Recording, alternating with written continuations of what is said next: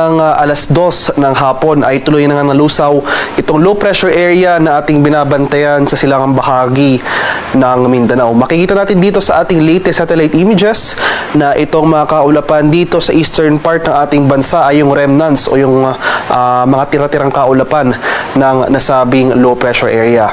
Dahil sa easterlies at dahil sa remnants nung dating low pressure area, makakaranas tayo pa rin ng mga makulimlim na panahon at mga kalat-kalat na pag-ulan na may pagkulog at pagkidlat sa area ng Bicol Region, Eastern Visayas at sa Caraga.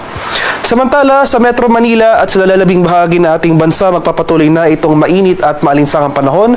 Pero ngayong hapon hanggang mamayang gabi, nandyan pa rin yung mga tsansa ng biglaan at panandaliang buhos ng ulan na dulot ng localized thunderstorms. Inaasahan na rin natin yung posibleng pag-iral ng ating northeasterly wind flow o yung hangin na nanggagaling sa hilagang silangan. Posible ito magdulot ng mga kaulapan at mga pag-ulan dito sa areas ng extreme northern Luzon.